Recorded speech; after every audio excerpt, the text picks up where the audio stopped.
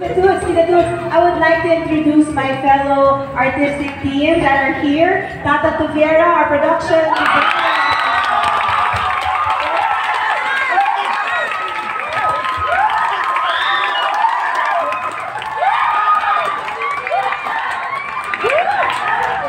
Bravo Ramos, our choreographer.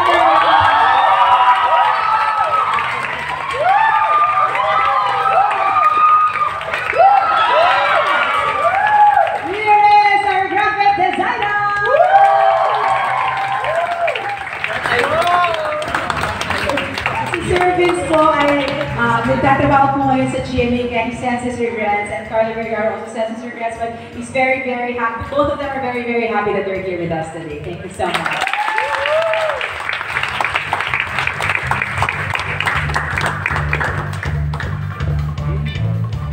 Meron tayong dalawang kaibigan from Blue Rep na may microphone. So, umpisa na natin. Pero, can we already change the lights? Nahingi naman po kami ng house light. House lights na please. This is such a Barbra Streisand moment. I'm looking for... Yeah, can we change the light? If I had children, these are my children. I am very so happy. Him, he, and everybody, they're all talented. Okay? Ayan, mas maganda na, di ba? Yeah. Okay. So who wants to do the first? Okay, Amadis. Good afternoon. I'm Amadis Maria Guerrero. I'm an inquirer contributor. I'd like to know, was this a play clear with the Jesuits of who were mentors a century ago? I wonder how they feel. How would they feel about it now? I am very sure that the Jesuits are very proud. I cannot speak for them, but Ateneo has exerted a lot of effort to be more inclusive. In fact, we have a gender hub here in Ateneo where we've been talking about LGBTQIA issues, no? Female issues as well. As I mentioned earlier, our grade school now is already going to open to female students as well. We have, because a few years ago we opened the high school to female students. So being inclusive is something that Jesuit University, Ateneo University is very, very excited to be. And the fact that we are here in the school and open not just Ateneans but to our guest artists as well, I think that's a testament to how open our university is. Thank you so much.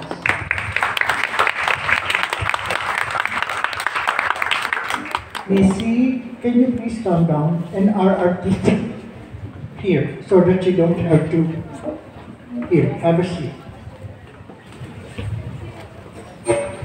Can we get who wants to?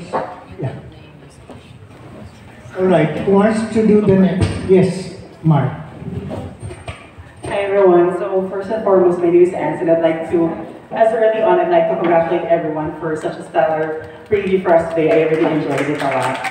So I'm actually from Calamander. I'm representing my friend Ivo Contevita, who can't be here today. So I'd like to direct this question to JC, Juan Carlos. So I've actually read the playbill kanina, and I know that you've done modeling and you've done films, and this is your first foray into the world of musical theater. So what is it about theater that excites you, and can you give us like a walkthrough of how is it like to be working with your stellar cast from Europe? Well, thank you for the wonderful question. Yes. Well, I guess I would say ang pinaka-nakaka-excite lang dito sa theater production. And bilang ito ang aking theater debut, I'm very thankful. I'm very thankful for Ateneo Blue Rep for including me and getting me as the dodong for this iconic theater production. And I would say maraming salamat kay Missy, of course, kasi isa siya sa mga parang nag-open up sa akin na theater could be fun and safe. It's a safe space. and you can explore your craft very well talaga. Yung tipong wala kang limitations as compared to, syempre, the media na, kumbaga, as compared to film, and kumbaga, sa box din ka ng four corners of your screen. Dito, sobrang open lang, and maraming possibilities na pwede ka magawa. Ayun. Thank you. You want to ask something to work? Volunteer. Well, congratulations to the production. I'm one of the #1 followers of the original run. You know, and looking at you now, I could say that you're doing something. I mean, it takes a lot of courage to follow that up. You know, and my question goes to our Queen Femina and to our Zsazsa. Like, there's from the product I was in, there's high expectations. So nagtitrending na ngayon yung run ito in our circles. And the question is, what's the new take on our Femina and our Zsazsa now? Considering that, you know, we have grown exponentially as a culture, as Filipinos through the years. Anong pagbabago ni Zaturnnah at ni Femina ngayon? And also, I would like to check on, considering one of the greatest things about this literature is that it goes beyond our common sensibilities in Philippine literature. So, pagdating sa censorship, it was no holds barred during this time. Considering now that you're running this inside the school, and a Catholic school at that, are there like limitations, and what were the considerations?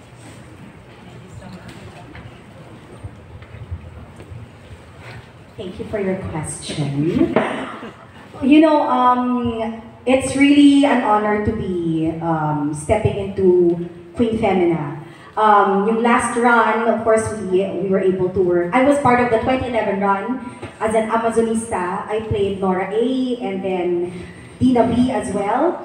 At yung Feminas namin noon ay si Kalila at si Pinky Amador. And of course, Agon Isidro was also such an iconic actor to play this very iconic role. So, dala-dala ko yun going into this Femina.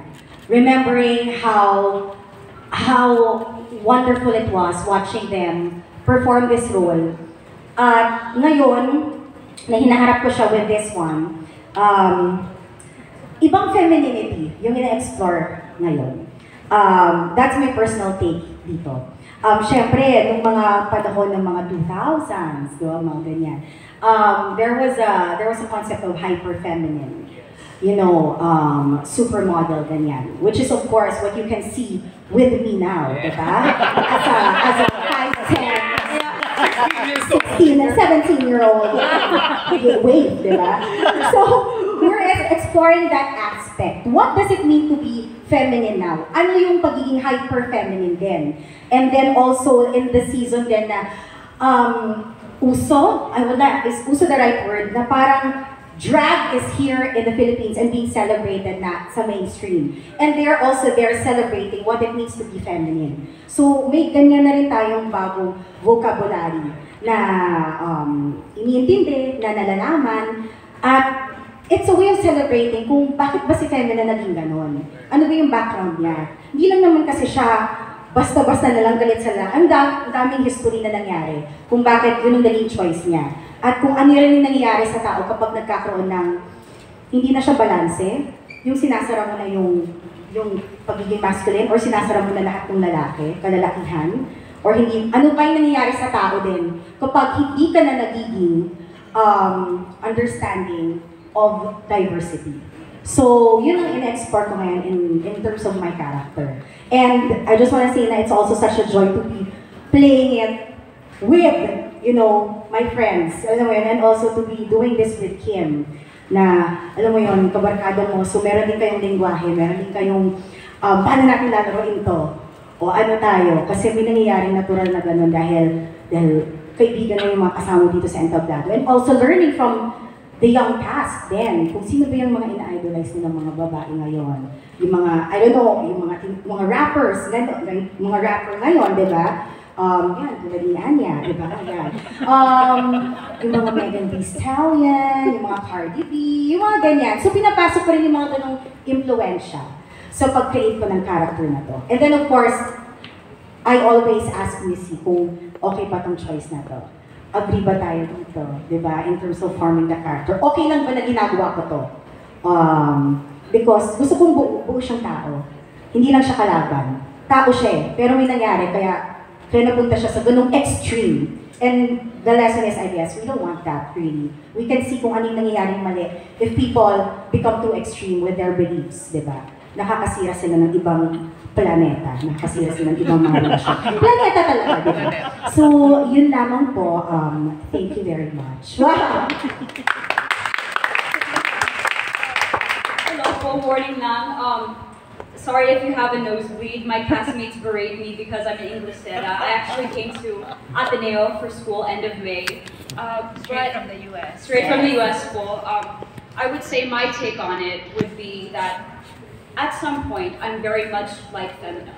You know, I'm an English Sera. I did not speak a word of Tagalog much, you know, except my parents. Anya, halika na dito, you know, things like that. So, you know, she's an alien in her own country. I haven't been to the Philippines since I was about 9. So many things have changed for me, and of course I went through a culture shock. But that is where the similarities stop, of course. I'm not a TERF, and I feel like, and this is something that Missy has brought up to all of us. And because, you know, when you watch a Marvel character, you know, go against the villain, you wonder why the hero is so offended when the villain is like, we are so alike, you and I. That hurts for the hero because you know that that they're on the same level. You know, a villain is just a bully if they're up against people who are powerless. So that's something to take into consideration with this story, that there is a similarity between Zsazsa and Femina, but it's Zsazsa's choice that makes all the difference because her identity as a bakla parlorista, you know, she could easily hate everyone else in the town, but she doesn't. And it's that choice of love and transformation which makes all the difference. And I think that's something that we could bring into this generation. And I'd just like to say, you know, that I was transformed by this production because I've only done Western musicals. And you know, it could be so easy for me as a, you know, someone who grew up in the West, oh, I don't like how this is done, I don't like these choices. But to be able to have so much freedom that Missy has given us. I was so frightened, so frightened. But the fact that I get to work with these very giving, these amazing actors and people in general, you know, I don't think that's, you know, a gift that anyone has any other day. So, of course, I do not take this lightly. You know, I'm 20, and upon my research, you know, having these pioneer actresses come before me, you know, that's a responsibility that I, you know, put my heart and my soul into. And I get it from everyone here. So thank you for your question, Bob.